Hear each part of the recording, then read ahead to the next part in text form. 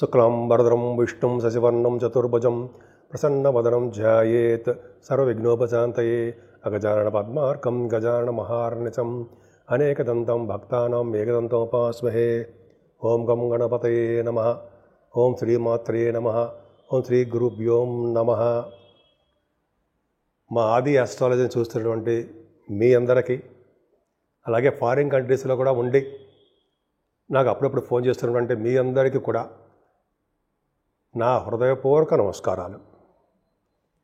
ఇప్పుడు మనం 4వ మే నుంచి, అంటే 4వ తారీఖు మే నుంచి 10th మే వరకు కూడా ఈ వారం రోజులు వార ఫలితాలు 12 రాసుల వారికి ఎలా ఉండబోతోందో తెలుసుకుందాం. దానికంటే ముందర కొద్దిగా నా గురించి చెప్తానంటే, మీరు మీ జాతకాలు తెలుసుకోవాలనుకుంటే మా ఆది ఆస్ట్రాలజీ కన్సల్ట్ చేయవచ్చు. నా పేరు వాడ్రే ఆదినారాయణరావు. 7075389589 7075389589 కింద స్క్రోల్ అవుతుందండి. మీరు మీ జాతకాలు చూపించుకోవాలనుకుంటే date of birth, time of birth, place of birth 3 ఉండాలండి. మన ఆది ఆస్ట్రాలజీ తరఫున ముహూర్తాలు పెడుతూ ఉంటాము. అలాగే మ్యాచింగ్, అంటే భార్యాభర్తలకు మ్యాచింగ్, అంటే వివాహాన్ని జరిగే ముందర చేస్తారు కదా, వధూవరుల యొక్క జాతకాలు పరిశీలన అంటాం కదా, అది మన దగ్గర చేస్తామని పక్కాగా పర్ఫెక్ట్గా ఉంటుంది.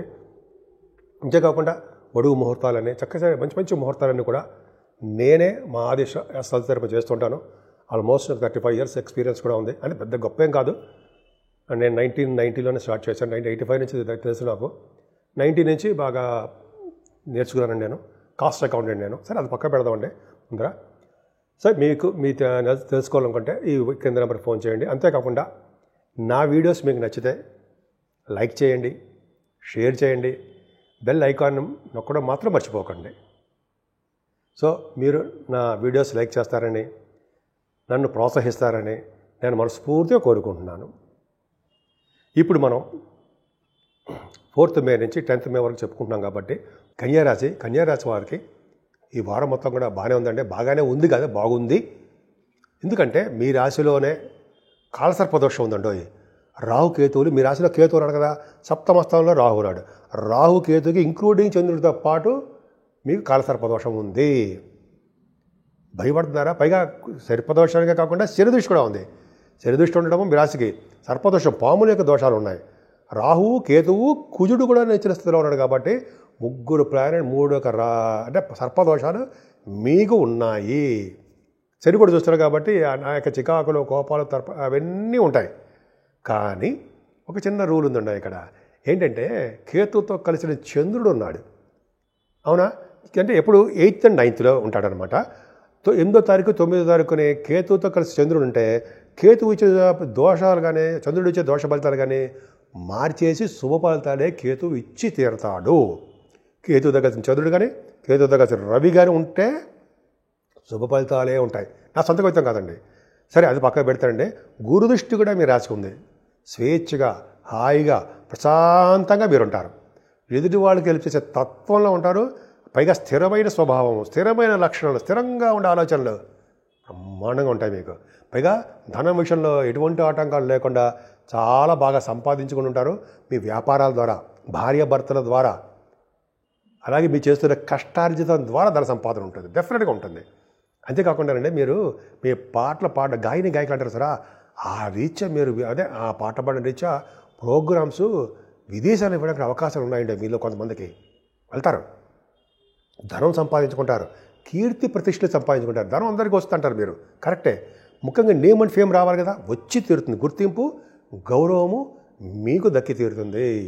అంటే మీరు సినీ ఫీల్డ్లోనో, పాటలు పాడేదానో, మ్యూజిక్ వాటిలోనో, ఎక్కడున్నా సరే కళారంగంలో బాగానే ఉంటారు. అలాగే వాహనాలు, ఆభరణాలు మీకు కొనుక్కోవడానికి అవకాశం ఉంది. విద్యలో కూడా ఆటంకాలు రావండి, ధనప్రాప్తి కలుగుతూనే ఉంటుంది. షార్ట్ జర్నీస్ చేసేస్తూ ఉంటారు మీరు.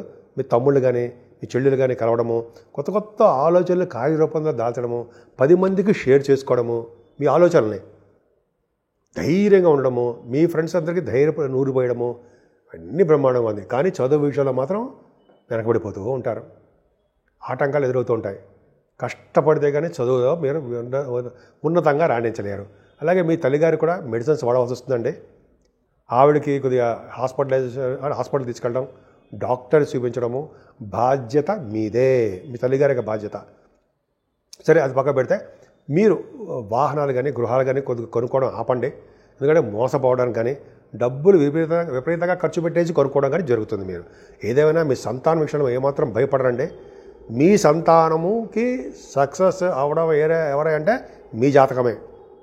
మీ కుమారులు, గురుడికి కుమారుడు కాబట్టి కుమారులు కానీ కుమార్తెలు కానీ వాళ్ళు ఏ విషయంలో అయినా సరే, చదువు విషయంలో కానీ, కోర్టు రిలేటెడ్ సంబంధించిన కోర్టు సంబంధించిన లా సంబంధించిన రిలేటెడ్ వాటిలో కానీ, ఉద్యోగాలు రావట్లేదు కానీ, ఇవన్నీ ప్రాబ్లమ్స్ ఉన్నా సరే మీ యొక్క జాతకం వలన వాళ్ళు సక్సెస్ అవుతారు. పంచమభావం బాగుంది కాబట్టి, గురుదృష్టి కూడా ఉంది కాబట్టి. అలాగే సంతాన యోగం కలుగుతుందండి. సినిమా రంగం, కళారంగంలో ఉన్న వాళ్ళకి సాహిత్య రంగంలో ఒక వెలగడానికి అవకాశం ఉంది. రచయితలుగా మీరు పేరు తెచ్చుకుంటారు. వాళ్ళకే కాదండి, నృత్య కళాకారులకి, డ్యాన్స్ కంపోజర్స్ అనమాట, అలాగే మ్యూజిక్ డైరెక్టర్స్కి, మ్యూజిక్ వాళ్ళకి చాలా బాగుంటుంది. ఒక అద్భుతమైన యోగము. అంతేకాకుండా మీ సంతానం విషయంలో కూడా ఇందాక చెప్పినట్టుగా బ్రహ్మాండంగా ఉంటారు. స్పోర్ట్స్ రంగంలో రాణిస్తారండి. అదే స్టాక్ మార్కెట్లో లాసులు రావు అన్నాను కదా అని చెప్పి మీరు లాసులు వచ్చేటి వరకు ఆడకండి. ఎందుకంటే స్టాక్ మార్కెట్ అంత అద్భుతంగా లేదు, కానీ గురు ప్రభావం ఉంది కాబట్టి మీరు జాగ్రత్త పడిపోతారు, ఆడకుండా జాగ్రత్త పడతారు. అది లెక్క అనమాట. సో కొంతమందికి పదవులు వస్తాయండో, పొలిటికల్ రంగంలో కూడా పదవులు ఆశించవచ్చు మీరు కన్యా రాశి వాళ్ళు. కానీ సప్తమ స్థానంలో బుధ శుక్రులు ఉన్నారు కదా, అక్కడ చెప్పుకుందాం. బుధ శుక్రుల గురించి చెప్పుకుందాం. బుధ శుక్రులు కనుక సప్తమ స్థానంలో ఉంటే మంచిదేనండి, వాళ్ళు వ్యాపారాభివృద్ధి కలుగుతూ ఉంటుంది. సప్తమ స్థానంలో బుధ శుక్రులు అంటే బంగారాభరణాలు, బిజినెస్లు చేయడాలు, వస్త్రాలు కొనుక్కోవడాలు ఇవన్నీ ఉంటాయి మీకు. పైగా శుక్రుడితో కలిసిన రాహు ఉంది కాబట్టి సూక్ష్మ బుద్ధి కలిగి ఉంటారు. మోస్ట్ ఇంటెలిజెంట్ ఫెలో మీరు, జ్ఞాపశక్తి ఎక్కువ, మీకు మంచి పలుకుబడి గల వ్యక్తులుగా ఉంటారు. ఉండోయ్ బుధ శుక్ర రాహువులు సప్తమ స్థానంలో ఉంటే పలుకుబడి కలిగిన వ్యక్తులుగా ఉంటారు. మీ తోబుట్టువుల ద్వారా సహాయ సహకారాలు అందుతూనే ఉంటాయి. అలాగే అనేక శుభ విషయాలు వాటంతా అవి కలిసి వస్తూనే ఉంటాయి.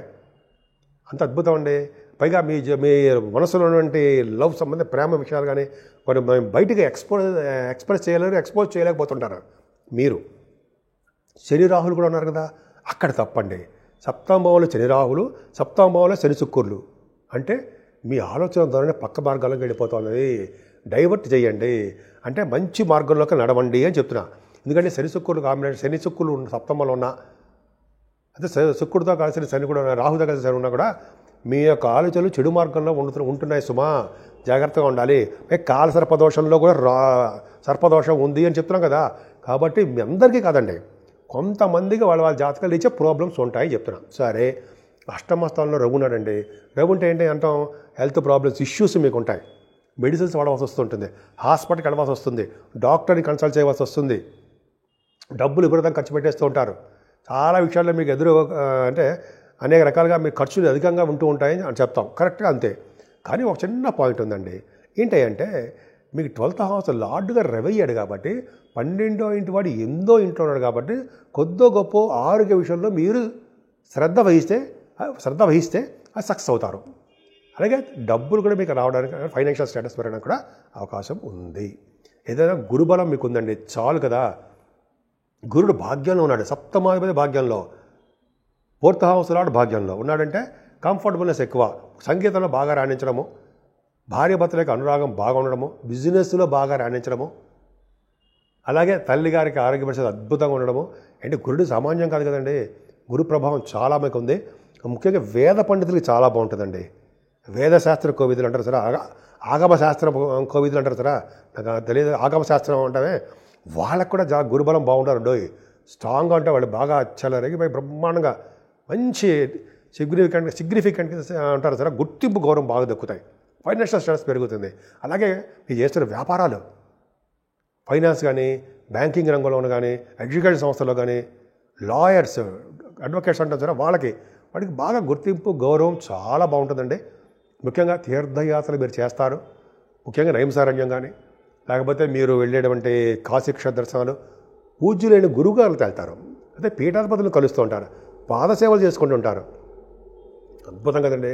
గురువుగారు సేవ చేసుకోవడం అంటే ఎంతో కింద జన్మలో చేసిన పుణ్యమే. గురువుగారు మనకి మార్గదర్శకంగా ఉంటారు మనకి. అదొక పాయింట్ అండి. సరే అది పక్కన పెడితే చదువు ఉన్నతమైన చదువు రీత్యా మీరు విదేశాలు వెళ్తారు, ఫైనాన్షియల్ స్టేటస్ పెరుగుతుంది, అదృష్టం మీ తోడుగా ఉంటుంది. 10th హౌస్ లార్డ్ ఎవరండి? మీ 10th హౌస్ లార్డ్ బుధుడు సప్తమ స్థానంలో ఉన్నాడు కదా, నీచ స్థితిలో ఉన్నాడు. అమ్మ బాబోయ్ అనుకోకండి, పక్కన శుక్రుడు ఉన్నాడు, అంటే అత్యంత రాజయోగకారకుడు శుక్రుడు ఉచ్చ స్థితిలో ఉన్నాడు. కాబట్టి 10th హౌస్ లార్డ్ సప్తమంలో ఉన్నాడంటే మీరు విదేశాలు వెళ్ళి ఉద్యోగాలు చేస్తారండో, అదొకటి ఉంది. అయితే విదేశాల ద్వారా ధన సంపాదన ఉంటుంది, విదేశాల నుంచి ధన సంపాదన మీ తల్లిదండ్రులకు పంపిస్తారు. ఎంత బాగుందండి.